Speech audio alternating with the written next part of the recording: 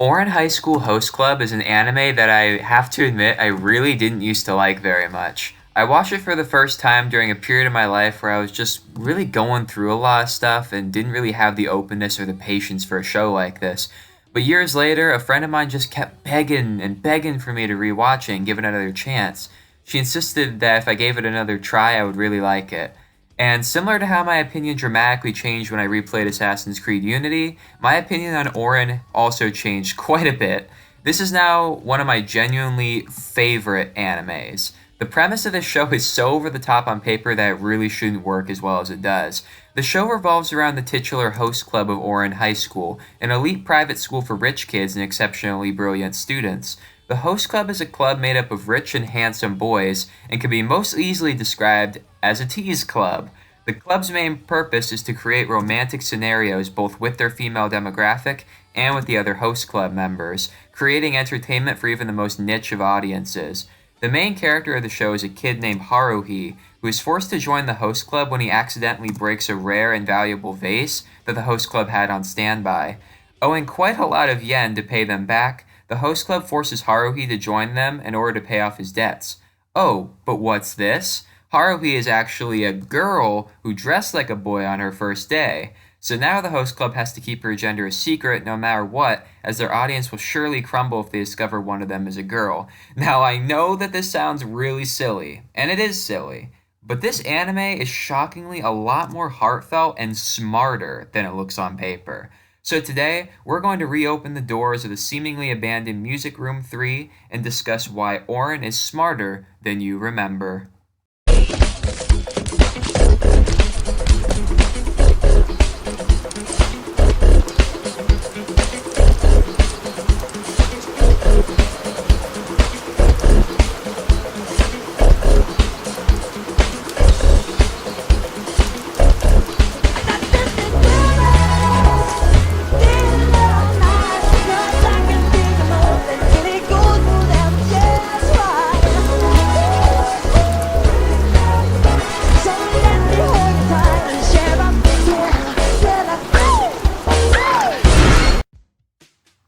First of all, we have to talk about Haruhi, the show's main protagonist. The show might revolve around the entire host club, but there's no doubt that Haruhi represents us, the audience. She's our eyes and ears. She reacts to the nonsense in this show the same way that any sane person would in the real world. But that isn't what makes her such a great main character, in my opinion. Haruhi is incredibly ahead of her time in that she really just does not care what her gender is.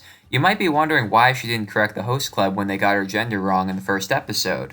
Well, the reason is because she didn't care enough to do so, because she believes that personality and accomplishment outweigh the gender of the person that those things belong to. She's just as comfortable wearing a dress as she is wearing the very masculine host club uniform. She doesn't care if her hair is long or short, and she doesn't care if she has to wear makeup or not. I can definitely relate to her on a personal level, as I myself love wearing women's makeup, despite the fact that I'm a straight man. I'm not even trans, I just like wearing it. Just like she likes to wear guys' clothing and she's not trans. She honestly couldn't care less what her gender is. She cares about how people see her as a human being, which in the grand scheme of things is certainly more important than gender. This already shows you how ahead of the times this show really was. On an emotional level, though, this show is just as intelligent. Many of the episodes revolve around people outside of the host club that need help whether they realize it or not. For instance, there's an episode about a young boy named Hiro who's learning to play the piano like Mozart. He comes to the host club hoping that they'll aid him in becoming a ladies' man, not because he wants to win over the hearts of every girl he encounters, but because he already has his eye on one girl in particular named Hina. But this is in spite of the fact that Hina already likes him and he just doesn't see it. He naively thinks that by winning over her affection, she won't move away to Germany. In the end, this episode teaches us that sometimes being ourselves is enough to win over the heart of someone we care about. It shows us that sometimes the answer to something that seems complicated is actually really simple. And it also shows that even when a friend or loved one moves away, we can stay in contact with them and continue to build up what we had when we were together with them in person. That's a powerful message to show the teenage demographic of this show. Long distance doesn't mean impossible or even bad. Then there's another episode centered around a girl named Renge. She's a French girl who falls in love with a video game character that strongly resembles Kyoyo, a member of the host club. She ends up going all the way to Japan, thinking that she's going to marry Kyoyo one day. But she's disappointed to discover that Kyoyo isn't as sweet as he was in the game, and he's just not interested in her at all. In fact, this is a common theme throughout the whole episode. She insists that all the host club members have to have dark and edgy origin stories to be relatable to the audience. She tries to film said origin stories, and even attempts to hire two students to play thugs. Now these two get really offended that Renge would immediately assume that they were mean, brutish people. So Haruhi has to explain to her that she just can't go about assuming an entire person's character just by the way that they look. And this plays into a couple other episodes I also really love. First, we have an episode that is like Romeo and Juliet, but with siblings instead of lovers. Basically, it revolves around a young girl named Kirimi and her older brother Nekizawa. But the thing is, Nekizawa is afraid of the light, so he hides himself in dark robes and a wig. Meanwhile, Kirimi is afraid of the darkness, and refuses to accept that this dark figure could be the older brother that she's always idolized. Nekizawa really tries to get over his fear of the light, and he actually is able to momentarily. You see, his little sister is terrified of cats, and so he abandons all fear of the light to rescue her, even though he immediately faints because of it. Later on, when Kirimi sees the dark figure again, she's not afraid of him. Instead, she simply smiles and accepts that he's her older brother after all. This shows you the power of putting aside your fears for the people that you love, and for not assuming that dark and edgy people have no soul, as Nekizawa is actually a very caring person, who overcame what he feared the most so that he could be there for his sister. Then we have the Bossa Nova episode. Basically, there's a teenage boy named Kasanoda, who everyone calls Bossa Nova on accident, who has a really mean-looking face, so everyone is afraid to approach him. He goes to the host club, desperate for help and seeming more welcoming to people. But we see firsthand that he's far from a bad person. He has a mean aura, but that's only because of the mean father who raised him and the people who refused to give him the opportunity to be good.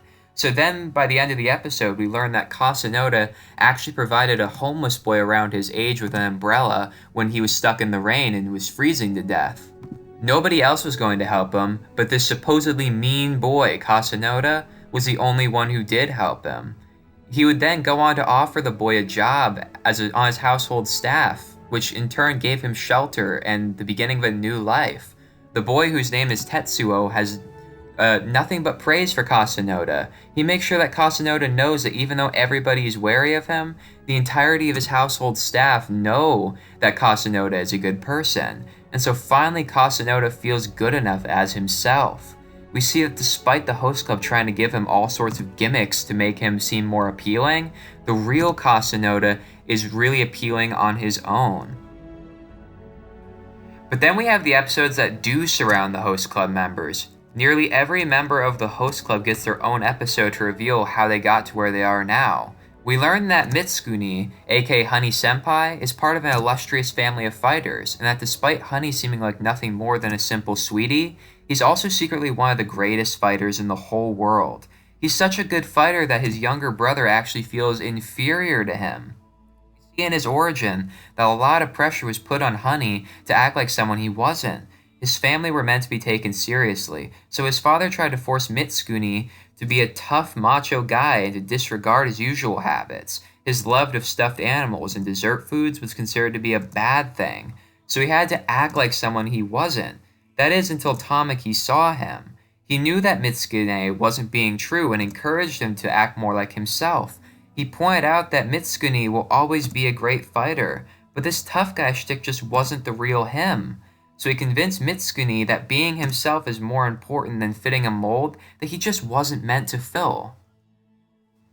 Then we have the twins' origin story. Hikaru and Koru have always been mistaken for one another because they're identical twins. But you see, they have mixed feelings about this. They want to be told apart from each other, but at the same time, they don't. They feel like they can only trust each other, and therefore they like being considered as two halves of one person instead of two individuals. But other times they feel disappointed when no one can tell them apart, because they feel like that means they don't care to know them well enough to be able to tell that they aren't the same person.